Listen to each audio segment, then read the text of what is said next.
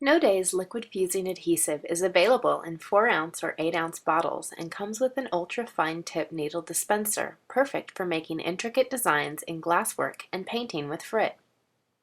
You can achieve different shades in varying the way that you apply the adhesive. Applied straight from the bottle, you can get heavy accent lines when pouring or sifting powder on top of the adhesive. However, if you apply the adhesive with a paintbrush, you can get a softer look that's great for shading and adding painterly details to portions of your glass art. If you change your design or your mind, let the adhesive dry and then easily remove the powder with a razor. You can reuse the powder because the adhesive will burn clean. It's easy to create detailed designs with Frit using No Days Liquid Fusing Adhesive. Begin by tracing or drawing your design in adhesive using the needle tip applicator. Then, laying Frit or powder on top of the adhesive. There's no need to worry if the Frit isn't applied exactly in the spots where you want it, as it's easy to move into place using whatever tools you've got handy. I'm using a couple of small spoons and a bamboo skewer, but a toothpick would work as well. I'm sure you've got many tools laying around the house if you get creative. As you can see, I'm building my design by laying down Frit, wetting it with liquid adhesive, moving it into place if necessary, and then layering more Frit on top of that. Once you've established your design lines, you can move on to adding your fill color. Build up layers of Frit in the same manner, adding Frit, wetting it with adhesive, cleaning up your lines, and adding more Frit. It's good to tamp down the design occasionally to push the frits and powders as close together as possible. In order for the design to be solid and show up well, you'll need to layer the frits at least 1/8 of an inch thick. The liquid fusing adhesive doesn't dry for a few hours, but it's tacky enough that your design will hold together quite well almost immediately. When the adhesive dries, it holds incredibly strong.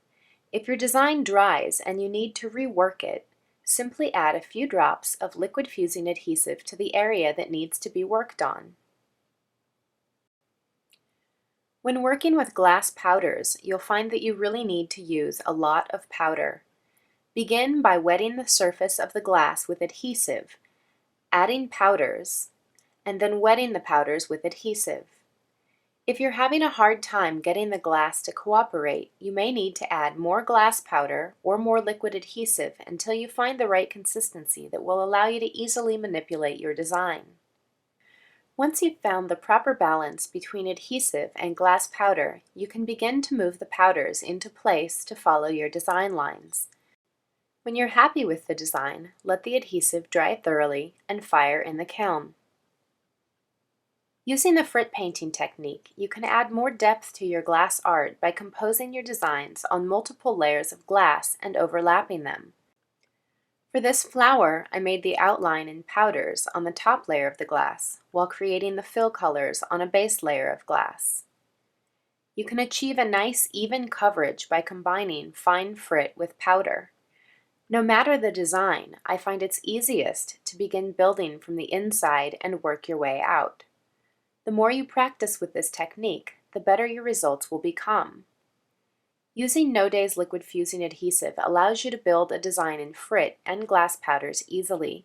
The adhesive is tacky enough to hold the design secure within minutes and allows you the luxury of creating a design in one space and traveling safely to the kiln without the worry of sending glass powders airborne or losing your design in transit. Before firing your design, you should let the adhesive dry thoroughly. However, if you vent your kiln and heat slowly, you can speed up the drying time of the adhesive. Remembering that all kilns fire differently and that both the type and placement of glass in the kiln will affect the firing schedule you use, here are some sample firing schedules to get you started. It's a good idea to keep a journal of your firing schedules for reference so you can change them as needed.